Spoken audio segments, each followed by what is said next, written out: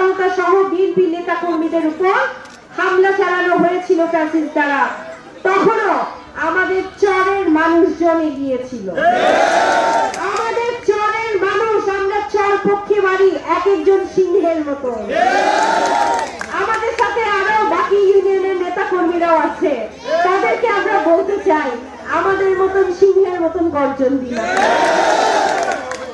আমাদের রক্তে আগুন জ্বলে, ঠিক কিনা? সুতরাং চরপক্ষী বাড়ি ইউনিয়নের যে ব্যাপারী পাড়া আছে, এই ব্যাপারী পাড়ায় ভোটার সংখ্যা 2279 জন, প্রায় 3000। আমি বিশ্বাস করি এই 2279 মানুষই ধানের শীষের পক্ষে ভোট। আর যেটি আমাদের দলের আমাদের উপজেলার সদস্য সচিব সাইফুল ইসলাম আঙ্কেল বললেন যে যদি আমি ধানের শীষের প্রতীকে বিজয়ী হয়ে সংসদে যেতে পারি, আমাদের ব্যাপারী পাড়া থেকে উন্নয়ন শুরু হবে ইনশাআল্লাহ। তবে আমি আপনাদেরকে এতটুকু বলতে পারি, আমি চরাঞ্চলের সন্তান হলেও শুধুমাত্র চর না, চর সহ সকল ইউনিয়নের সমানভাবে উন্নয়ন করব।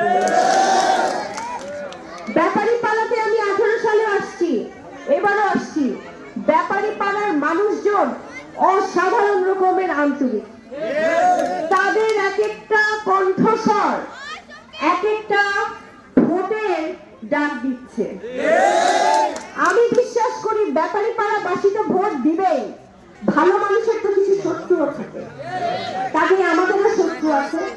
শত্রুর কাজ হচ্ছে অপপ্রচার করা, মিথ্যা কথা বলা, কিভাবে আমাকে দমানো যায় সেই কাজ করা।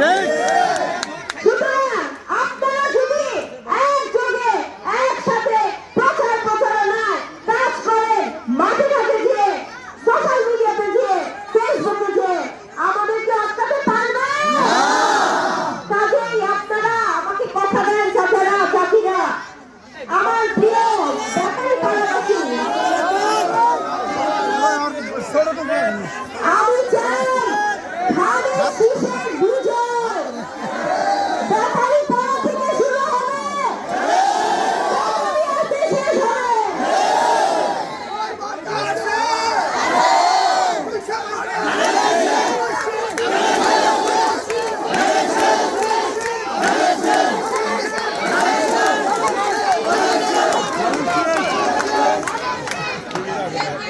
আপনাদেরকে বললে বুঝতে পারছেন তো? ব্যাপারী পাড়া থেকে শুরু হবে, কামারিয়াতে গিয়ে শেষ হবে। আপনারা একসাথে থাকবেন, কথা দিয়েছেন। সুতরাং এই ব্যতিক্রম ইনশাআল্লাহ হবে না। আমি